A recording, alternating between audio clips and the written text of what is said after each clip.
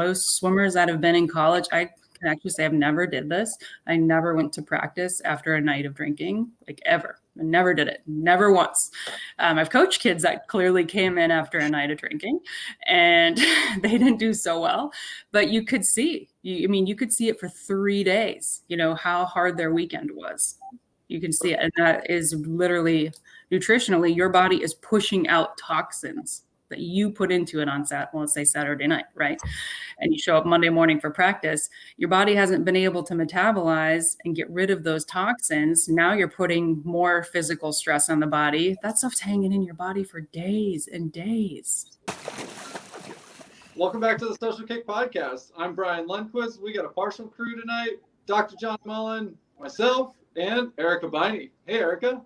Hey guys, thanks for having me on. I feel like it's pretty special here to be on with the crew. This is like a real crew here.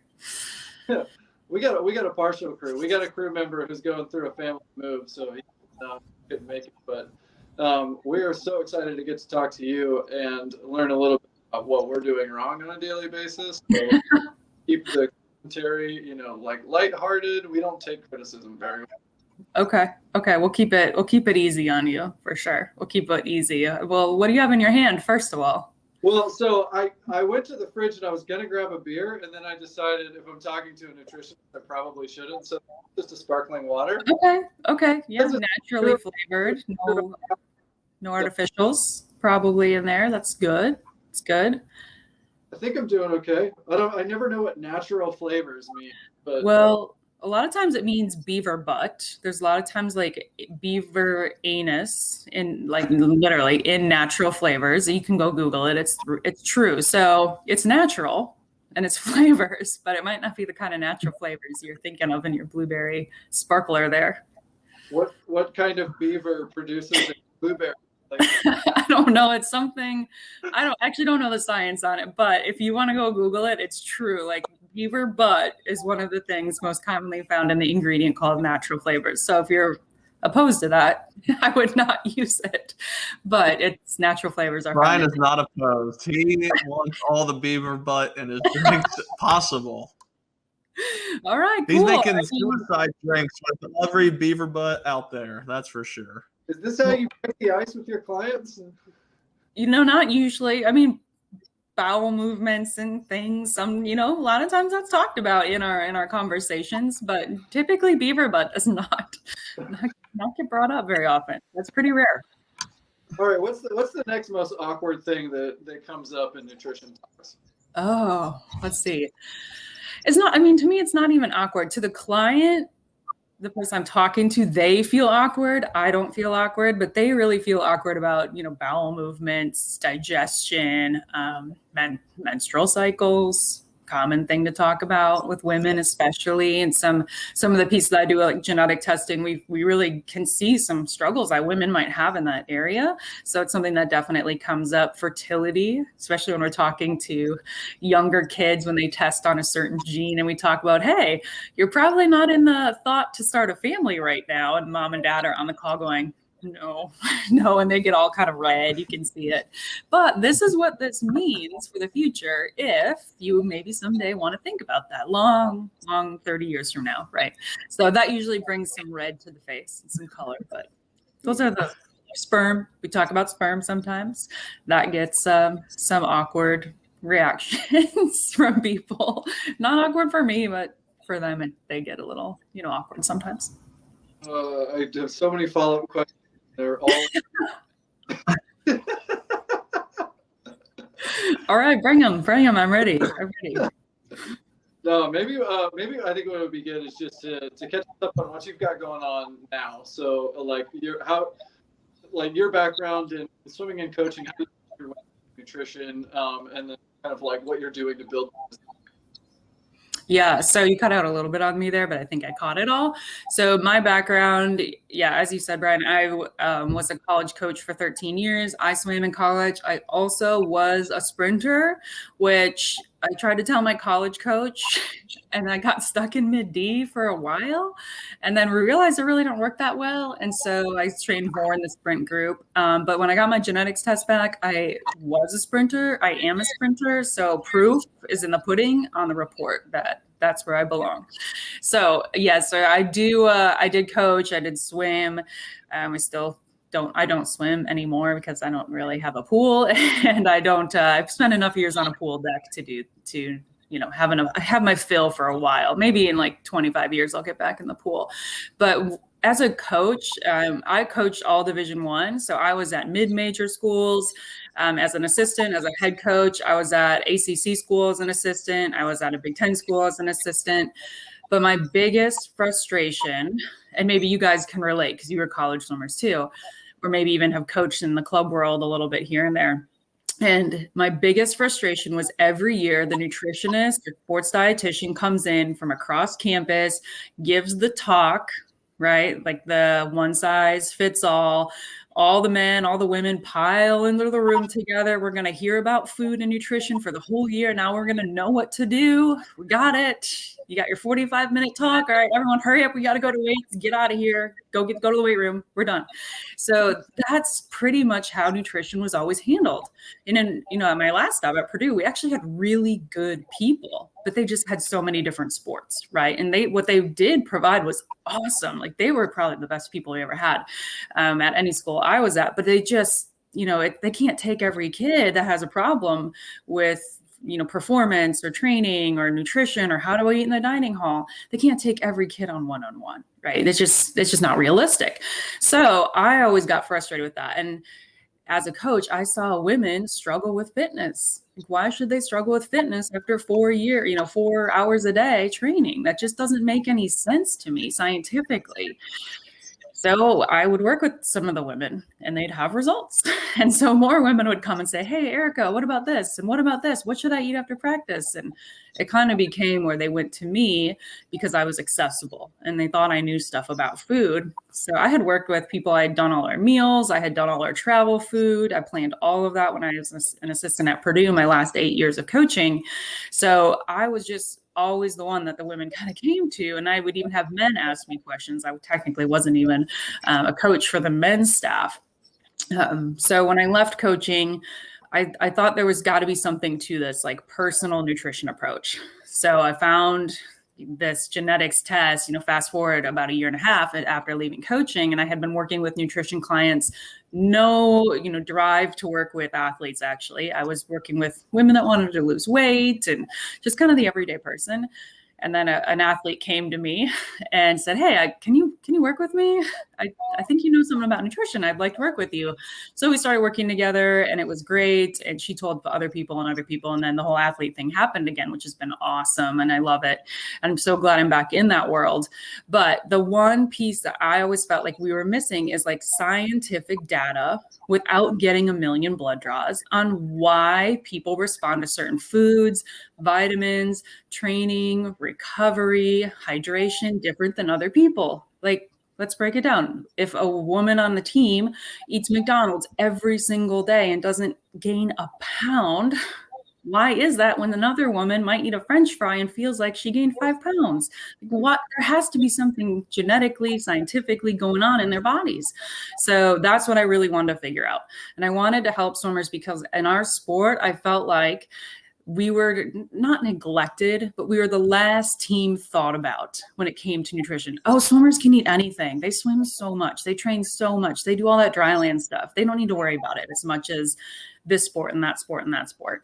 Right. So I wanted to help swimming, and that's my background. And that's what's been successful for us because everyone I have hired on my team, on my staff, all of those team members are currently still swimming on the U.S. national team, former Olympians, former college coaches, former athletic directors, and college coaches. So we have everybody in place that gets their culture, it gets the sport. So when I can talk to a client one-on-one on Zoom about their genetics report, we can talk taper, and that's not a foreign concept to me, right? That's something that I lived. Can talk about the taper munchies. It's a real thing. You get hungry during taper, right? I don't know if you can put this on there, but like we talked about the taper poops, right? You got to go more during taper. Why is that, right? So we don't use that word. We use something else in college, but we'll use the friendly word here.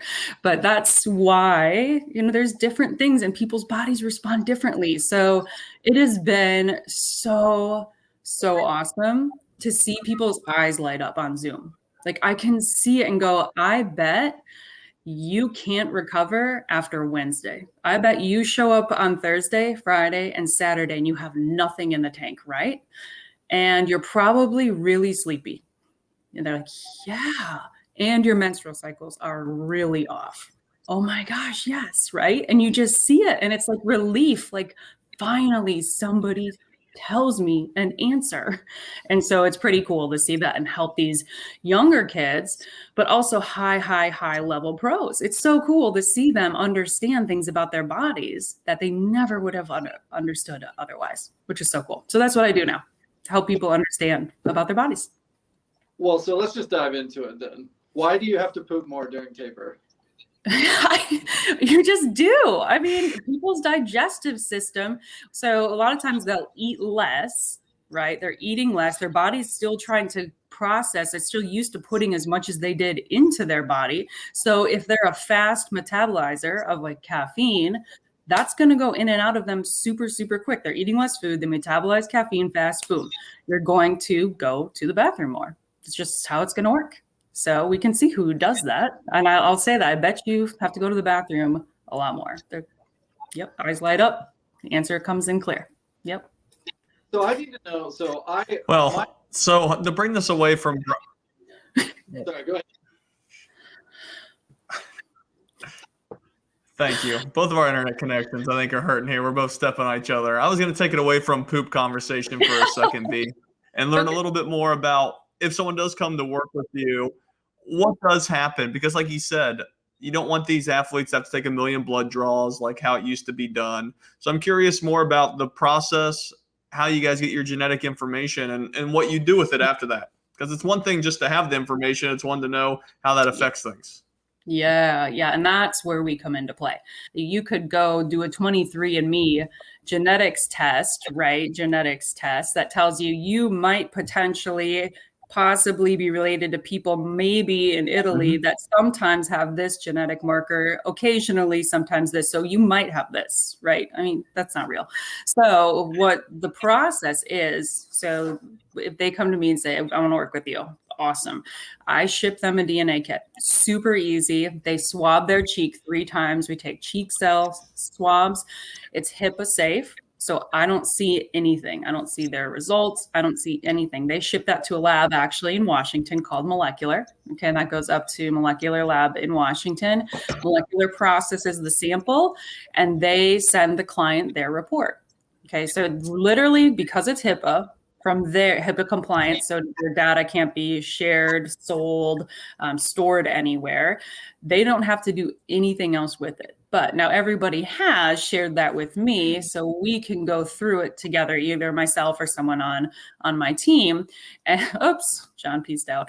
That's all right. So what we do then is we sit down for 90 minutes and we go through that on Zoom. Okay, so you go, Brian, you're the sprint gene. Okay, you probably assumed that. Now this is what this meant as a swimmer. And now real life wise, this is what this means for the rest of your life to hold on to muscle mass, to stay lean and fit. This is what you need to do, right?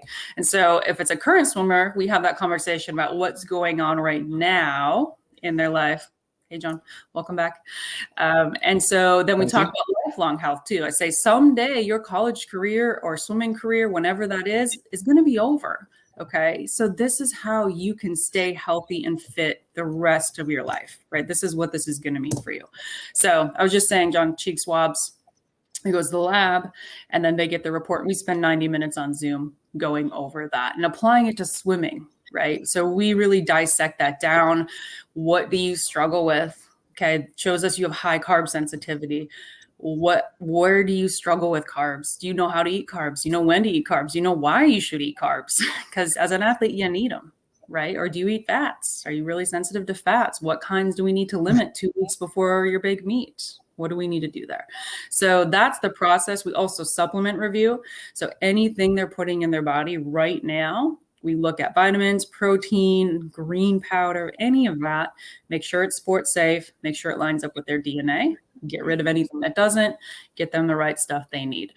And we also do follow-up call like 4 or 5 weeks later. In the meantime, they have messaging access to us.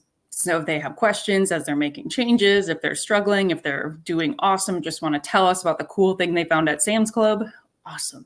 They get to do that and have somebody to cheer them on. So it's about a 6, 7, 8 week program, depending on the length from when the test goes in, results come back, and so on. So that's the whole process of it. So you get a lot of one-on-one FaceTime with somebody that gets to sit down with you and go through everything.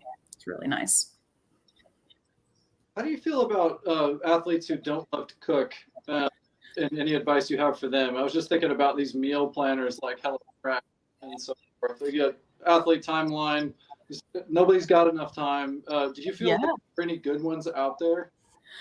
Yeah, so I think HelloFresh is one that a lot of people have been using. And what I have found with people I have worked with more on an in-depth process. So genetic testing, yes, we talk a lot about like what to eat when, but some people need more of that like deep dive into their report.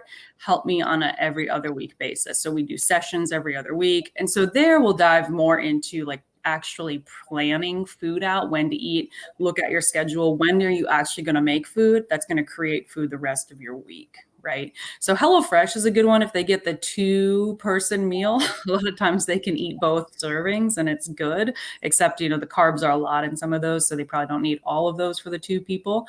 That one's pretty good. Blue Apron is decent as well. Those are the 2 that I have seen that are decent ingredients. They don't send you like canola oil or anything like that would be bad in your diet. But that's why I published the cookbook, as we mentioned earlier, because it is something, because I just found a lot of people had no time to make food, but they needed to eat well. So the stuff that I was creating and the recipes I create are all for athletes on a busy timeline. I didn't cook in college. Like macaroni and cheese was cooking for me. Like that was a special night. Okay. I didn't cook. I don't really know. I didn't know how. I didn't know how even after college, really. So I just, I wanted to give people resources and help them understand, hey, you can make 2 meals a week and feed yourself for the whole week. And it's easy if you know how to do it. So. I mean, having a resource like what you're providing is so important because, I know that nutrition has come a long way in college elite athletics. There's so many people that, aren't using alcohol at the same rate, that are far more attuned to what goes into their bodies and understanding that it's engine. I can remember my freshman year going to the grocery store with the charter that we're like, it was like a per diem or something, and we're gonna buy your groceries, but it all has to be healthy. And my mom will tell this story where I called her and was asking, so what is healthy? What can I buy? Freshman, you would think that's obvious. And maybe today it is for more kids, but it's not, and they've never cooked before. And so I'm just curious, what are some of the things like foundational base level tips that you give to that, an athlete that's in that age range, like newly independent, doesn't cook, doesn't really know? What are kind of the common things that you hear from them that are, misconceptions, and what do you tell them? Gosh, that's like a loaded question. That's like an hour-long conversation itself right there. That's really, really, really good question.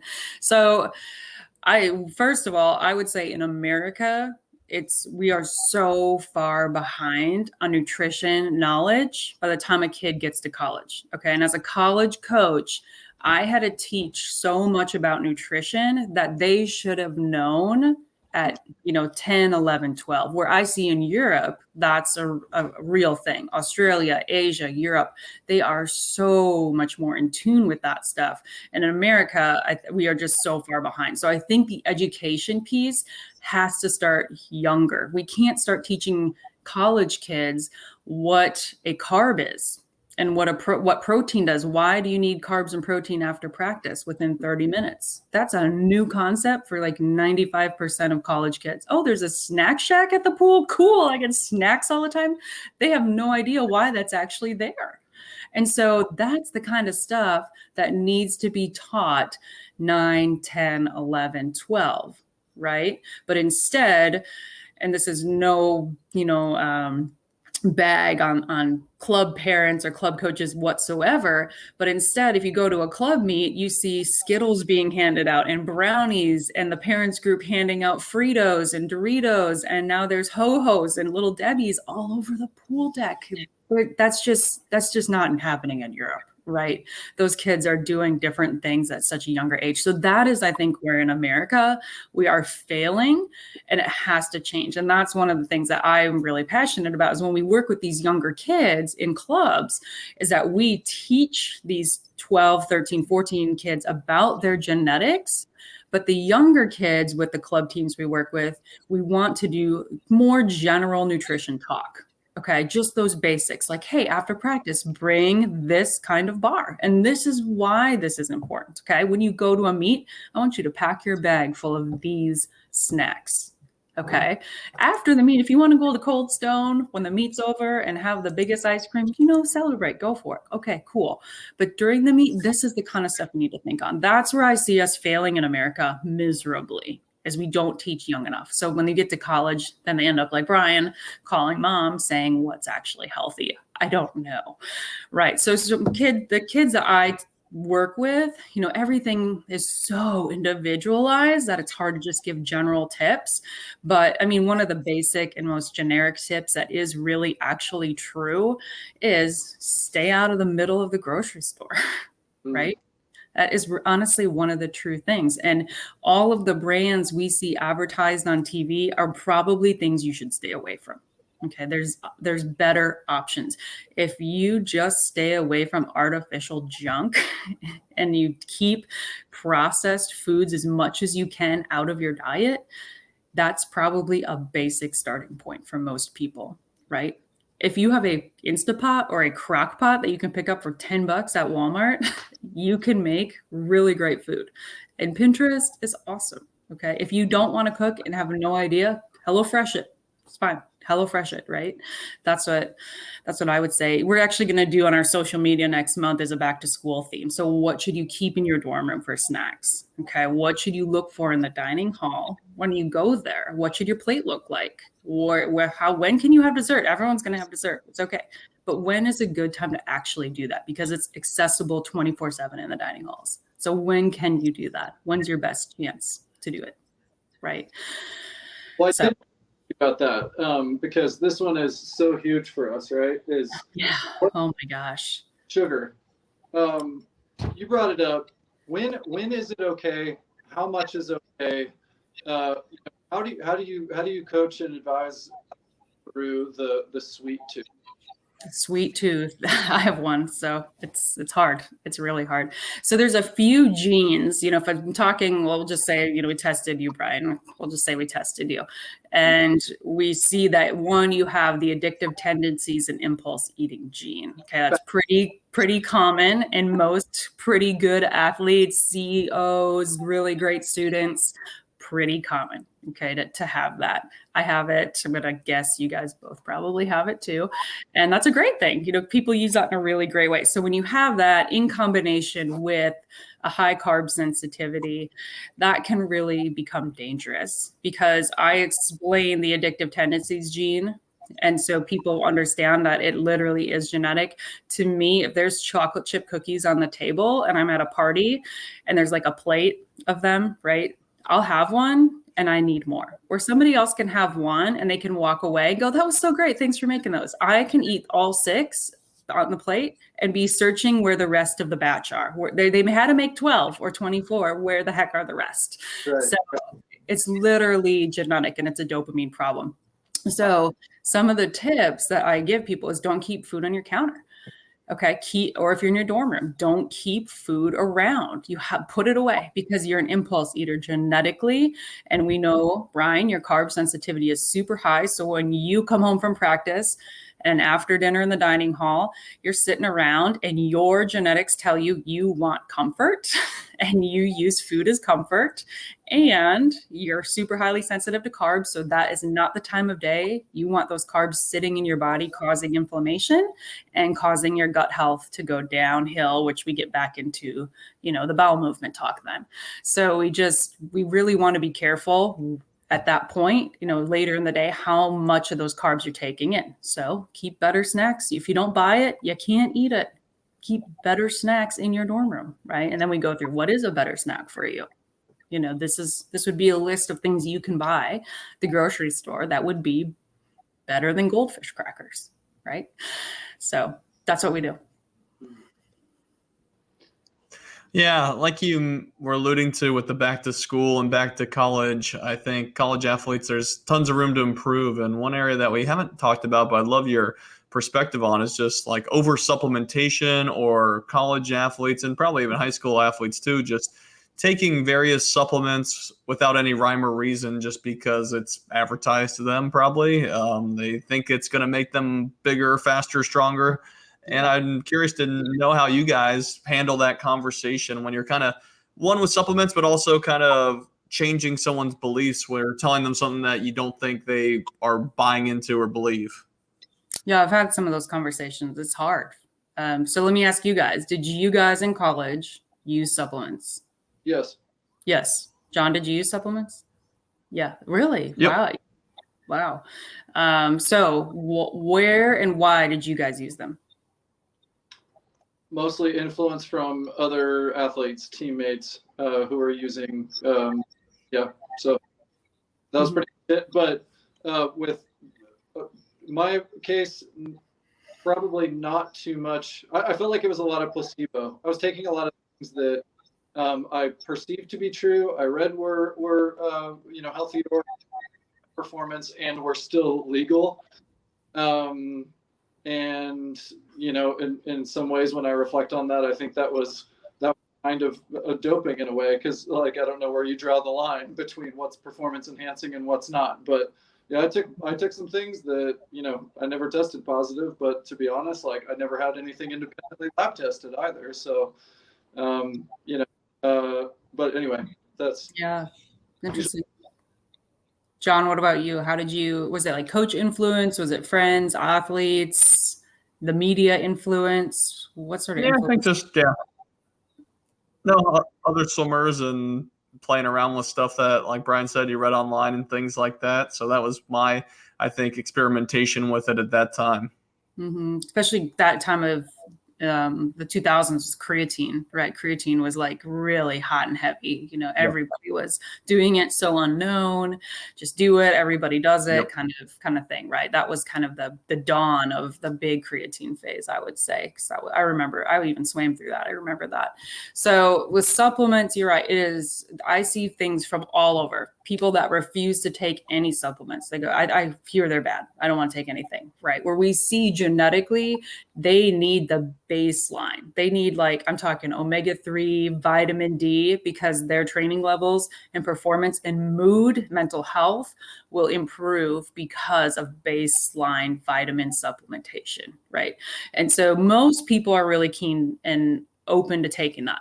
If that they see that there's a need, or they just want direction. They want somebody to say, hey, look at this vitamin D thing. This is really necessary for you. And they go, well, I thought about taking D. I never really knew, but now I know, right? They know that. So the next level of supplements, though, is kind of that higher level performance stuff like you guys are talking about. So a lot of that stuff in today's world is flavored, is colored. I mean, we see protein powders that taste like fruity pebbles on the market, right? We see all this stuff where back in the day, it was just straight up creatine, like you dry scoop, right? And you put it down and there's no flavor to that. You just, water was your flavor, right? Protein, the same thing. Maybe you had chocolate and vanilla, but that was about it. Nowadays, it's different. And so when people test in certain genetic places with these markers, it shows us how bad artificials are actually working against their body, like Gatorade, right? We can see how bad Gatorade is for them. And so when I'm talking to somebody about supplements and they bring a list of 15 things, some of the pros I work with take a lot of stuff. They really do. And so we dive into that and go, okay, you're taking all of this. Do you know why you take each one of these? So I have them give me a reason. Why do you take it? When do you take it? A lot of people, I would say 95% of people that I supplement review with are taking that supplement at the wrong time of day, right? They're taking vitamin D in the morning with 15 other pills or 15 other supplements. They don't know. They just thought they're supposed to take vitamin D. There's actually a time of day you're supposed to take vitamin D, and it's with your dinner. It's not in the morning. So we come up with a full plan of, okay, B complex is morning. This is what I want you to take in the morning. Okay. Right after you come home from practice and you have your breakfast, this is what you need to take. This is what you need to take pre-workout. Why are we using creatine? Are we using it pre? Are we using it post for recovery? What are we using this for? So then we figure out how and why and when we can take stuff. This is the stuff you need to take with dinner, and this is bedtime. We know Brian's body kicks into starvation mode and eats your muscle mass within about 2 hours. So if you want to keep your muscle mass, this is what we need to do at bedtime. So we kind of go through that routine and give them a full plan. Now, that's probably like the really high-end athlete. That's maybe more advanced. Now, maybe not even high end, but they've been training. They're in college. Maybe they're pro. The younger kids, it's multivitamins, omega-3, B complex, maybe vitamin D, the 4 basics. Or it's, hey, go to Target. You can buy Smarty Pants vitamins there that are going to have exactly what you need. They have a teen formula that's actually approved. It's sports safe. You can do that.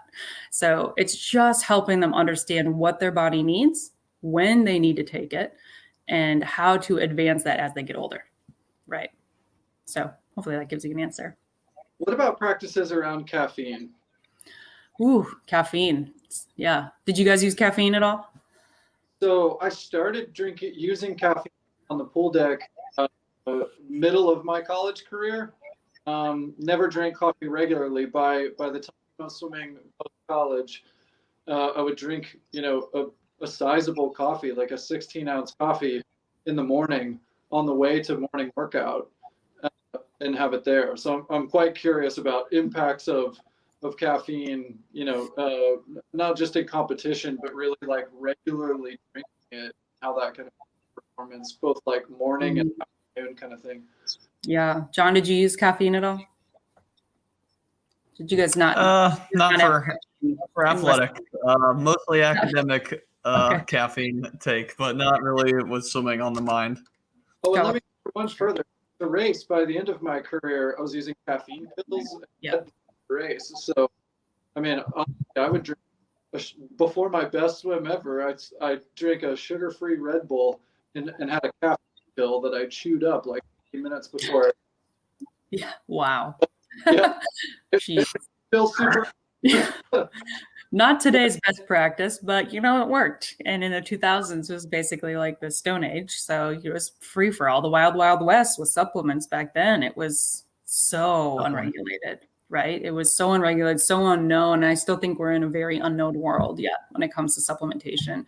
But caffeine is an interesting one because we do test caffeine metabolism. So are you a slow, a medium, or a fast metabolizer? So young kids are not doing caffeine, and it's really great because we can show them, hey, this is actually really bad for you. So when you get to a point where you're going to potentially drink caffeine, this is how much you want to stay under. Okay. And this is where, as an athlete, you want to use caffeine in a race. Okay. If you are a fast metabolizer and you take it an hour before your race, forget it. It's been gone for 45 minutes. So we kind of can help people understand where to use it. It's never something I suggest if it's already something they're using or they're interested in. I know a lot of open water swimmers use things like that to help warm them up and get them ready to go. But when and how many minutes should you do before that, right? And it also tells us beyond a certain amount of milligrams per day, what damage you're doing to your body. You're not absorbing minerals from your food, so that's not good. You have heartburn, sleep problems, digestive. You're killing off your good gut bacteria, so you can have digestive issues. So everybody has a certain marker, after a certain amount of milligrams of caffeine every day, these are the things that start to happen in your body, which are not good as an athlete. Right. So those are the things we talk about around caffeine, but it's not something I personally ever recommend unless somebody's already using it or is being recommended by their coach and they want to go, how do I use this? Right. It's not something I've ever pushed, especially with kids at all under 18. Yeah. How about with like other supplements that are maybe harder to study, or I would assume harder to tell from a genomic test, like say like a beta alanine or things like that? Is it you guys kind of stay hands off with that and just see what the athletes kind of show interest in or express interest in? Yeah, we really it depends on the age again. With the younger kids, Sure. 18 and under, it's more baseline nutrition, right? And some of them are experimenting with like protein powder. Maybe they're into creatine or post-workout recovery or pre-workout. That's about as the extent I see as a club level swimmer for the most part. Once they get into college, as you guys mentioned, the influence comes in from the teammates in the locker room. That's where they start to see that stuff, right?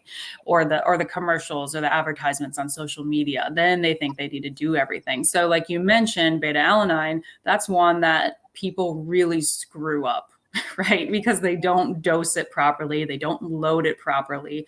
I've had many people say, yeah, I take this. And I go, okay, what's your dosage? What are you doing? And they're way off. They're wasting money. They're not doing anything with it. Quite honestly, they have no idea how to load it properly, how to unload it, when you can stop it. They have no clue. And again, that's not their fault. It's the poor education when it comes to this stuff.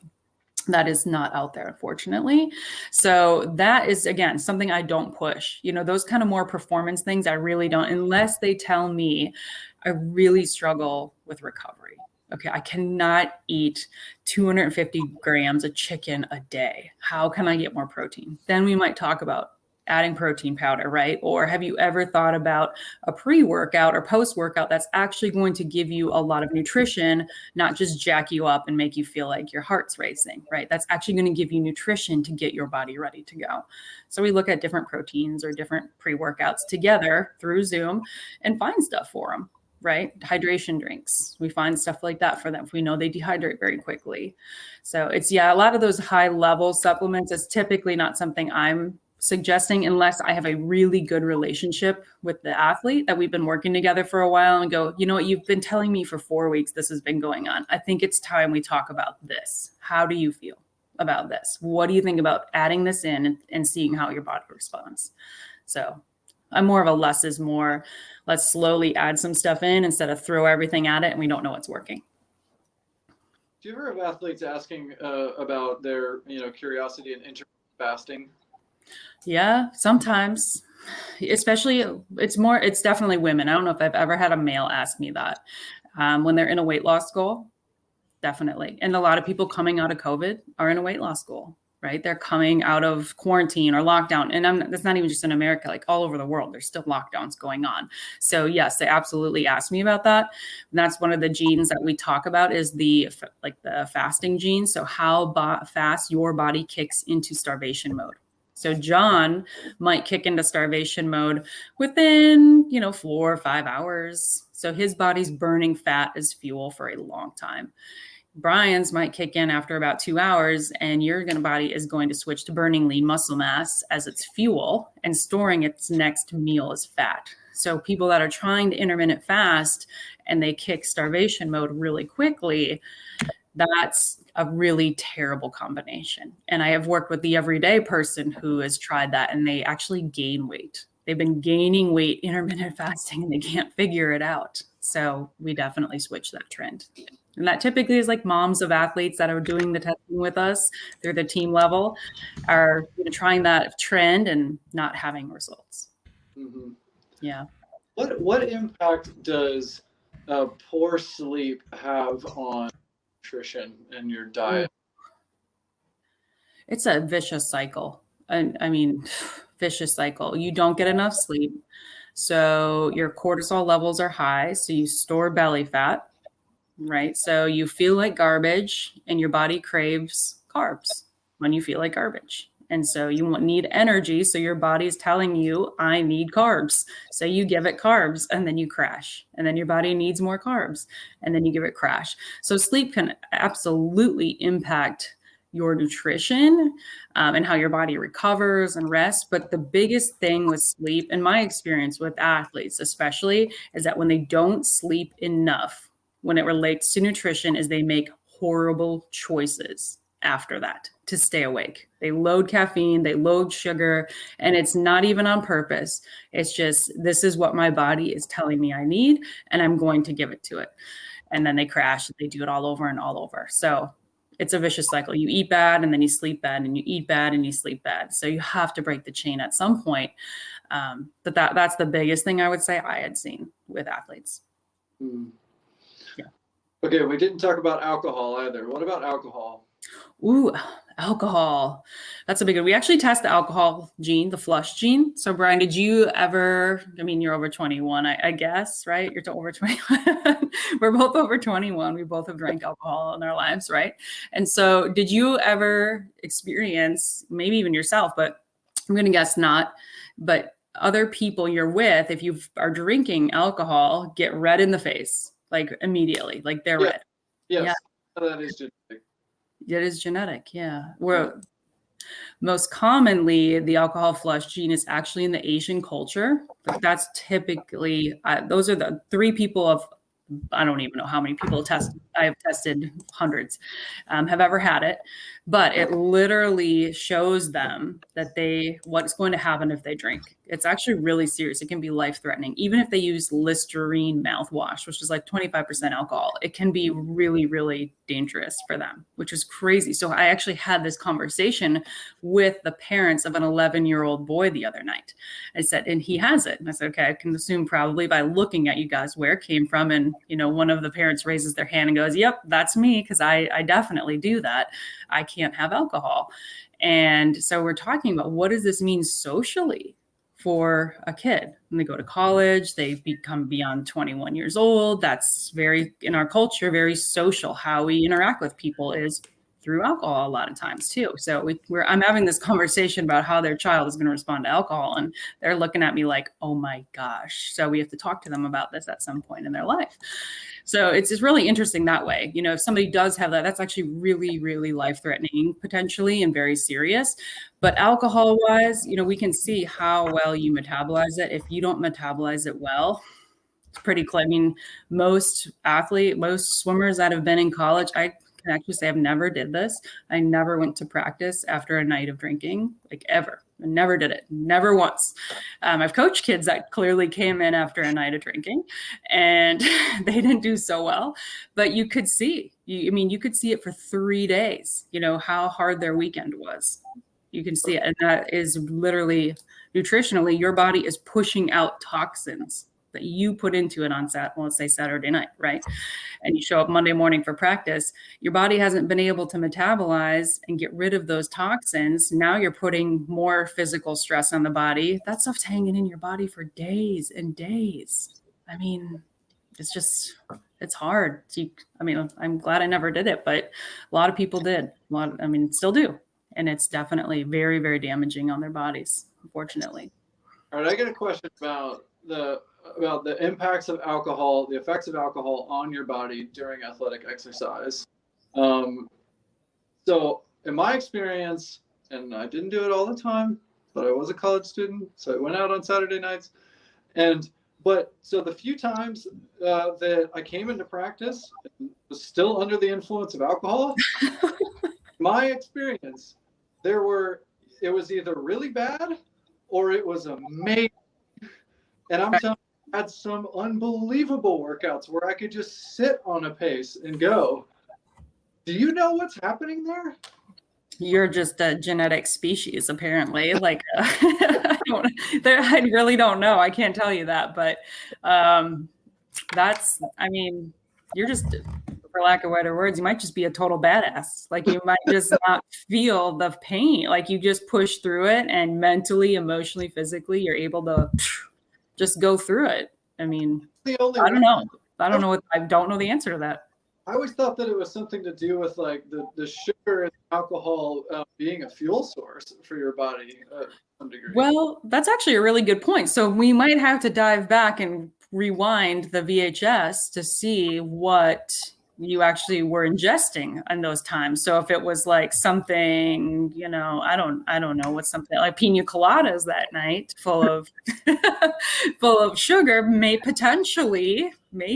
it was actually with a high carb sensitivity, maybe you were feeling the effects of poor sugar. Now, if it was straight liquor coming in small containers, maybe it was actually, that was the damaging part. I don't know. We'd have to rewind the VHS and see what was getting ingested. Go back to the tapes. I can tell you it definitely wasn't coladas. or beer, high carb beer, like sometimes people really mistake being hungover as the carb problem. Like it's literally their body is so sensitive to carbs, and that can make you feel worse than the actual alcohol. So some people can actually mistake that feeling. Wow. Yeah. So one thing that I want to know is there a right way to have the conversation around weight loss? If there's an athlete who thinks that they need to lose some weight, or perhaps there's an athlete that that you're working with who may not think that they need to, but the coach thinks they need to, etc. Have you found a good, healthy way to manage that conversation?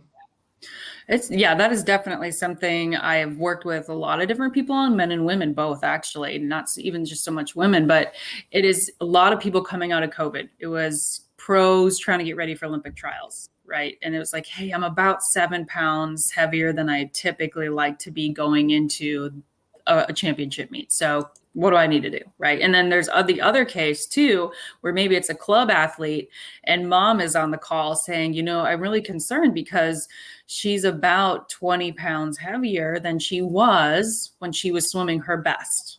Right. And so those are definitely two different conversations. The pro athlete is aware. They know what they need to do. Their body is their income. Their body is their job. Their body is their livelihood. Like they're going to do whatever it takes, right? And that's an open conversation between myself and the pro. That's a pretty easy conversation to have because they bring it up, right? They know their body. When it comes to a club athlete, that's maybe coming down from the coach, from the parent, something like that, or the parent will say, hey, the coach is really concerned about how little she's eating or how much she's eating, that she's just not swimming well in practice. He's really concerned about what she's doing at home when it comes to food. That's definitely a tough conversation, especially when it doesn't come from the athlete, but typically the athlete knows, right? Like you as an athlete or you as a human know, hey, my clothes don't fit as well as they used to. My suit is a size bigger than it used to be, and not for a good reason. So one of my intro genes that we start talking about is, fat loss with exercise. What is your most effective way to stay strong, lean, and fit? And I always ask the individual, how do you feel about your current body composition? Do you feel like, are you in a position where you want to gain muscle mass? Are you in a position where you want to tone up? Are you in a position where, hey, like a lot of people coming out of COVID, we didn't get a lot of exercise. You feel like you're not at the same place you were when you were racing at your best.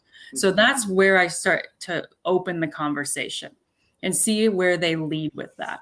And I've always had people open up and say, hey, this is kind of how I feel. Like, yeah, during COVID, I ate more and I just don't feel as good as I used to.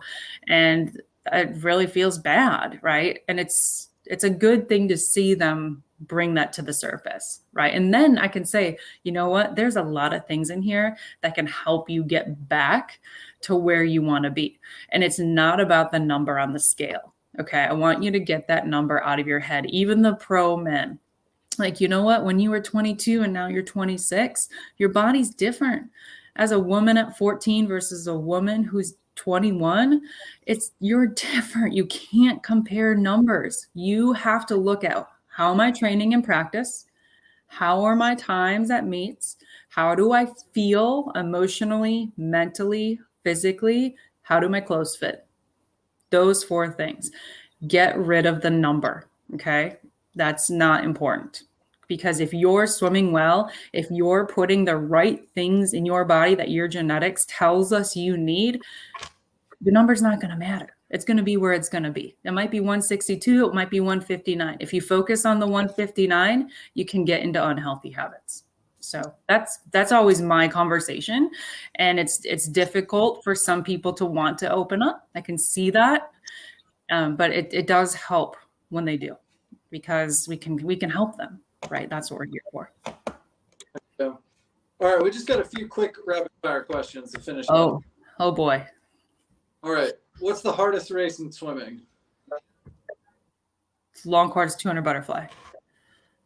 Would you rather work with an athlete who goes on to win Olympic gold, set a world record, or become the ISL MVP? What was it? The ISL MVP? Yeah. So would you rather work with an athlete who goes on to win Olympic gold, set a world record, or be ISL MVP? Olympic gold. What's the most common snack athletes think is okay but isn't? Goldfish. I thought you were going to say peanut butter. What summer league snack is the worst? Fun Dip, Pixie Sticks, or hot dogs? Oh my gosh, these are so hard. Fun Dip for sure.